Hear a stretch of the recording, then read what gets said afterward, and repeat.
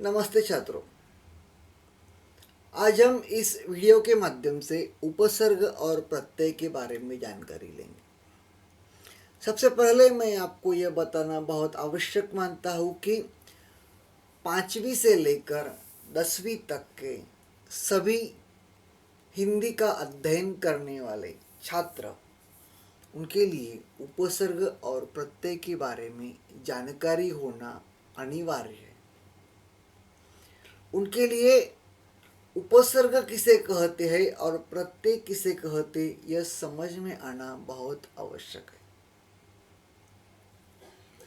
Exam में भी यह 5वीं से लेकर 10वीं तक इम्तिहान में उपसर्ग और प्रत्यय के ऊपर सवाल आते हैं। मैं आपको यह भी बताना आवश्यक मानता हूँ कि आगे चलकर 11वीं 12वीं और उसके बाद जो छात्र आर्ट के लिए जाते हैं और हिंदी विषय अपनाते हैं, उनके लिए भी उपसर्ग और प्रत्यय का अध्ययन महत्वपूर्ण होता है। तो छात्रों, हम यहाँ पर उपसर्ग और प्रत्यय का अध्ययन शुरू करते हैं। हम सबसे पहले उपसर्ग की परिभाषा को समझ लेते हैं। परिभाषा यानी व्याख्या। मूल शब्द के पहले लगने वाले शब्दांश को उपसर्ग कहते हैं।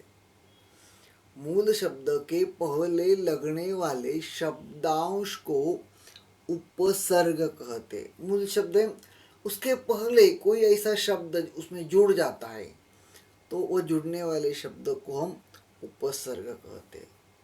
देखो अगले पर आपको और अधिक जानकारी यहाँ पर मिल जाएगी। यहाँ पर देखो, आपके सामने जो स्लाइड है उसके ऊपर लिखा है मूल शब्द के पहले लगने वाले शब्दांश को उपसर्ग कहते हैं। ऐसे शब्दांश जो मूल शब्द से पहले जुड़कर नए शब्द की रचना करते हैं तथा शब्द के अर्थ को बदल देती है, उन्हें उपसर्ग कहते हैं।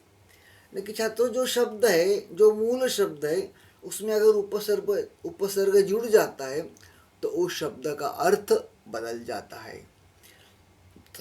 आगे चलकर देखो, उपसर्गों का अलग से कोई अर्थ नहीं होता। यानी कि जो उपसर्ग है लगने वाला होता है उस शब्द में, मूल शब्दों को जुड़ने वाला जो उपसर्ग होता है उसका अपना कोई अर्थ नहीं होता है, इसलिए इनका स्वतंत्र रूप से प्रयोग नहीं किया जाता और इसलिए सिर्फ किसी भी वाक्य में उपसर्ग का अलग से प्रयोग नहीं होता है, उपयोग नहीं होता है, लेकिन मूल शब्द के साथ जुड़कर उनका प्रयोग किया जाता है। मूल शब्द से नया शब्द बनाने के लिए ही इनको मूल शब्द के पहले लगाया जाता है। तो यहाँ पर हमने मूल शब्द के जो उपसर्ग होता है उसके बारे में जानकारी ली। आगे इसके हम उदाहरण लेंगे। जैसे कि यहाँ पर आपके सामने जो चार्ट है वहाँ पर दिया गया है। देखो, उपसर्ग, मूल शब्द और नया शब्द। यानी कि यहाँ पर उपसर्ग अ है और मूल शब्द न्याय है, तो यह उपसर्ग अभी उस न्याय से जुड़ जाएगा तो बन जाएगा अन्याय, यानी कि नया शब्द बन गया आपका अन्याय। अभी देखो छात्र, न्याय का मतलब अलग होता है और अन्याय का मतलब भी अलग हो जाता है। जैसे कि परिभाषा में हमने देखा, हम उस हिसाब से देखेंगे तो मूल शब्द का अर्थ अलग है और उपसर्ग जुड़ने के बाद जो शब्द बनता है उसका अर्थ अलग हो जाता है। आगे देखो, बल, उसमें प्र उपसर्ग लग गया है तो बन गया प्रबल। बल, इसका मतलब अलग होता है, प्रबल का भी अर्थ अलग होता है।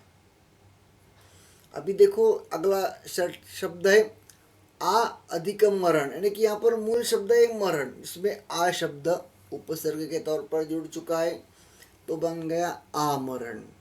अभी आपको मालूम है मरण का अर्थ क्या है और आमरण का अर्थ क्या है, दोनों का अर्थ बिल्कुल अलग अलग है। अगला शब्द देखो, बद अधिक नाम बराबर बदनाम। तो यहाँ पर नाम मूल शब्द है और बदनाम दोनों का बिल्कुल अलग अर्थ होता है। अगर नी अधिक डर बराबर निडर। डर डरने वाली बात है। निडर यानी कि जो बिल्कुल नहीं डरता है। देखिए तीनों बिल्कुल विरुद्ध अर्थ शब्द बनाने के लिए भी यहाँ पर इसका हमें उपसर्ग का प्रयोग किया हुआ दिखाई देता है। आगे उसी प्रकार का एक शब्द है जैसे कि अ प्लस चेत, अ अधिक चेत, तो शब्द बन जाता है, नया शब्द आ जाता है अचेत। और चेत और अचेत दोनों के अर्थ अपने भिन्न भिन्न हैं। इस लिहाज से अगर हम देखेंगे तो मूल शब्द में उपसर्ग जुड़ने के बाद जो नया शब्द बन जाता है उसका अर्थ भी बिल्कुल अलग रहता है और मूल शब्द का अर्थ भी अलग होता है। हम अगली साइड पर जाएंगे और वहाँ पर प्रत्यय के बारे में जानकारी लेंगे। सबसे पहले यहाँ पर प्रत्यय की परिभाषा दी गई। परिभाषा यानी व्याख्या। शब्द के अंत में लगने वाले शब्दांश को प्रत्यय कहते हैं। शब्द के अंत में लगने वाले शब्दांशों को प्रत्यय कहते हैं। यहाँ पर शब्द के पहले जो लगते हैं उन्हें उपसर्ग कहते हैं, शब्द के बाद जो लगते हैं उनको प्रत्यय कहते हैं। अगले स्लाइड पर इसे हम और बारीकी से समझने का प्रयास करेंगे। शब्द के अंत में लगने वाले शब्दांशों को प्रत्यय कहते हैं। जो शब्दांश शब्द के अंत में लगकर उनके अर्थ को बदल देते हैं वे प्रत्यय कहलाते हैं। यानी कि यहाँ पर भी देखो जो मूल शब्द है उसके बाद अगर कोई प्रत्यय लग जाता है तो उसमें जो अर्थ निकलता है वो मूल शब्द का जो अर्थ है उससे अलग अर्थ यहाँ पर तैयार हो जाता है। अगला जो वाक्य है उसकी ओर आपका ध्यान होगा तो आपको और कुछ महत्वपूर्ण जानकारी भी प्राप्त हो जाएगी। जैसे कि प्रत्यय लगने से मूल शब्द का अर्थ और भाव बदल जाता है। प्रत्यय लगने से क्या होता है, जो मूल शब्द होता है उसका अर्थ और भाव दोनों बदल जाते हैं। प्रायः भाववाचक संज्ञा या विशेषण बनाने के लिए मूल शब्द में प्रत्यय लगाया जाता है। प्रायः भाववाचक संज्ञा या विशेषण बनाने के लिए मूल शब्द में प्रत्यय लगाया जाता है।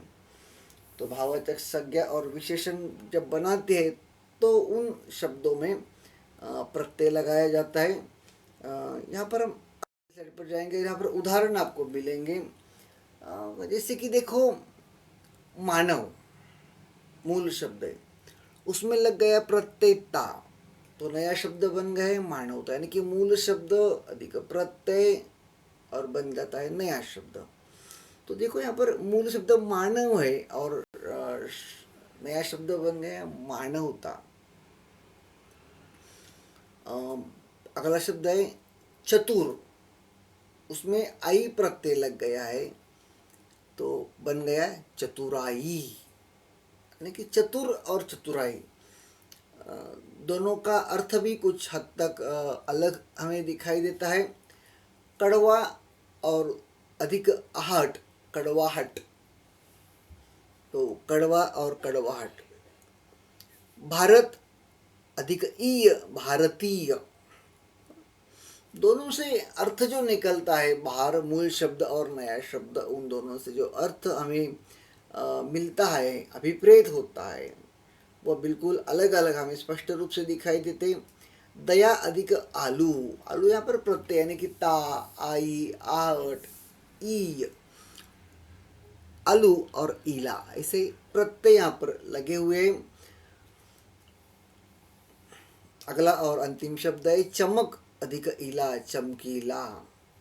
तो इस प्रकार छात्र यहाँ पर इस वीडियो के माध्यम से हमने उपसर्ग और प्रत्यय के बारे में जानकारी प्राप्त की है।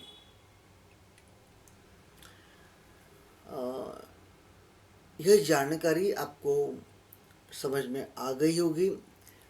इम्तिहान में यहाँ पर कई बार आपको कुछ शब्द दिए जाते हैं और जिनमें प्रत्यय या उपसर्ग लगाने के लिए कहकर नए शब्द बनाने के लिए कहा जाता है, या फिर किसी गद्यखंड या पद्यखंड दिए जाते हैं, उसमें उपसर्ग या प्रत्यय वाले शब्द ढूंढने के लिए भी कहा जा सकता है।